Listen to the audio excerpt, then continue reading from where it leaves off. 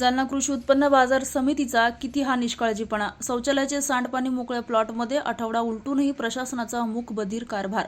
माध्यमांनी आवाज उठवला तरी प्रशासन गप्प। उपाययोजनेच्या अपेक्षा आता जिल्हाधिकाऱ्यांकडून व लोकप्रतिनिधींकडून। मराठवाड्यातील अग्रगण्य म्हणून ओळख असलेल्या जालना कृषी उत्पन्न बाजार समितीत मूलभूत सुविधांकडे होत असलेल्या दुर्लक्षाचे धक्कादायक चित्र समोर आलं आहे। बाजार समिती परिसरातील शौचालयाचे सांडपाणी सेफ्टी टँकमध्ये न सोडता थेट ओपन स्पेसमध्ये सोडलं जात आहे। परिणामी परिसरात मलमूत्र आणि सांडपाणी साचून तीव्र दुर्गंधी पसरली आहे। डास मच्छरांची उत्पत्ती वाढून साथीच्या आजारांचा धोका निर्माण झाला आहे। दररोज शेकडो व्यापारी आणि शेतकरी येथे येत असताना त्यांच्या आरोग्याशी सरळ खेळ सुरू असल्याची भावना व्यक्त होत आहे। विशेष म्हणजे या गंभीर समस्यांबाबत जालन्यातील स्थानिक माध्यमांनी आठवडाभरापूर्वीच बातम्या प्रकाशित केल्या होत्या।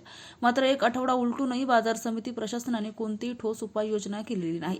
माध्यमांच्या बातम्यांची दखलही न घेता प्रशासनाने अक्षरशः निर्घट्ट भूमिका घेतल्याची चर्चा सुरू आहे। व्यापारी आणि शेतकऱ्यांची बाजू मांडण्यासाठी माध्यमे पुढे येत असताना बाजार समिती प्रशासन मात्र डोळेझाक करत असल्याचा आरोप होत आहे।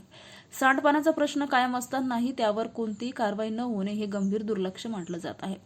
बाजार समिती प्रशासनाकडून उपाययोजनाची अपेक्षा जवळपास मावळली असून आता जिल्हाधिकारी तसेच आमदार खासदार यांनी स्वतः लक्ष घालून व्यापारी आणि शेतकऱ्यांच्या समस्यांकडे गांभीर्याने पाहावा अशी मागणी जोर धरत आहे।